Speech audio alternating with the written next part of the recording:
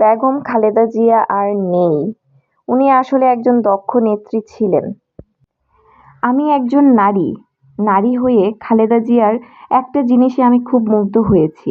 উনি একজন সাধারণ গৃহিণী থেকে কিভাবে একজন দেশনেত্রী হয়েছেন তা আসলে খুবই প্রশংসনীয়।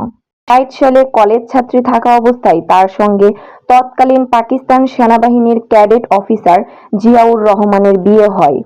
মুক্তিযুদ্ধের ৯ মাসের পুরো সময় জুড়ে ২ সন্তানসহ গৃহবন্দী অবস্থায় কাটে খালেদা জিয়ার দিন। জিয়াউর রহমানের চলে যাওয়ার পর বাংলাদেশ জাতীয়তাবাদী দল বিএনপি গভীর সংকটে পড়ে যান।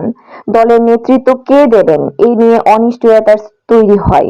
এই প্রেক্ষাপটে ১৯৮২ সালের ২ জানুয়ারি খালেদা জিয়া বিএনপির প্রাথমিক সদস্য হিসেবে রাজনীতিতে সক্রিয় হন।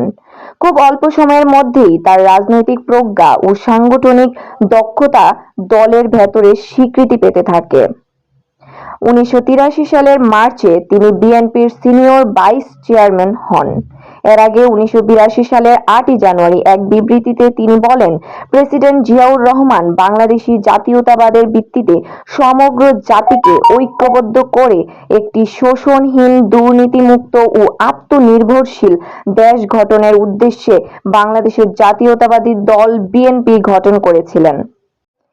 আমি আসলে কোনো দল সাপোর্ট করি না। কিন্তু বিগত কিছুদিন ধরে খালেদা জিয়া নিয়ে যে কথা হচ্ছিল তার সম্পর্কে ঘাটাঘাটি করে জানতে পারলাম কিভাবে গৃহবধূ থেকে